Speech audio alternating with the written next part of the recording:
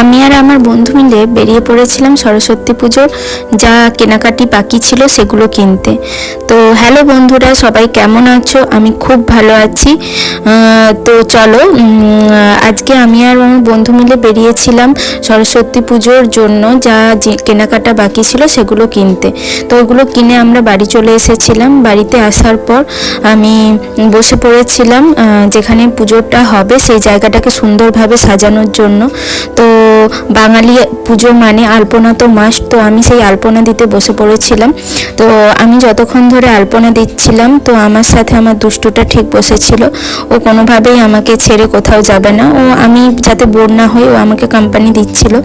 আমি আস্তে আস্তে করে আলপনা দিচ্ছিলাম, ও বিরক্ত হচ্ছিল তাও কিন্তু ছেড়ে যাচ্ছে না, এধার ওধার হয়ে। তো আমার সাথেই ও বসেছিল।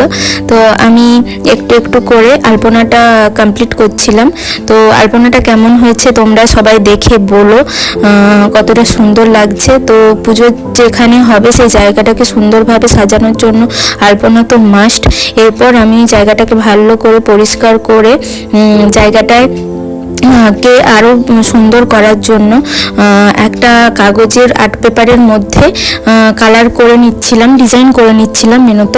কারণ আমি যে জায়গাটায় ঠাকুর বসাবো ওই জায়গাটার ব্যাকগ্রাউন্ডে যে দেওয়ালটা ছিল ওই দেওয়ালটা ড্যামের কারণে রঙগুলো উঠে গিয়েছিল। তো ব্যাকগ্রাউন্ডটা খুব বাজে লাগবে, তো কি করব ভেবে ভাবলাম যে একটা আর্ট পেপারের মধ্যে কালার করে জায়গাটাকে আরও সুন্দর করা যাক। তো তাই আমি করছিলাম, একটা আর্ট পেপারের মধ্যে কালার ডিজাইন করে ওটাকে ডাবল টেপ দিয়ে সুন্দরভাবে আটকে দিচ্ছিলাম। তো ব্যাকগ্রাউন্ডটা সত্যি খুব সুন্দর লাগছিল, আমার তো খুব ভালো লাগছিল। তোমরা বলো তোমাদের কেমন লাগলো।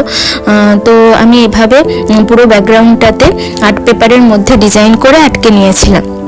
ওটা করার পর তারপরে আমি আমাদের যে পর্দাগুলো ছিল ওইগুলো ধুতে দিয়েছিলাম। তো ধোয়া হয়ে যাওয়ার পর ওটাকে আমি টাঙিয়ে নিচ্ছিলাম। তো ওটাকে টাঙিয়ে নেওয়ার পর আমি ওই জায়গাটাকে ফুল দিয়ে সাজিয়ে নিচ্ছিলাম, কারণ ফুল দিয়ে সাজালে জায়গাটা আরও সুন্দর দেখতে লাগবে। তো যেহেতু সরস্বতী পুজো, তো হলুদ আর অরেঞ্জ কালারের ফুল তো চাই মাস্ট। তবে এই ফুলগুলো এসেছিল আমার মামা বাড়ি থেকে, কারণ আমার মামার ফুলের বাগান রয়েছে।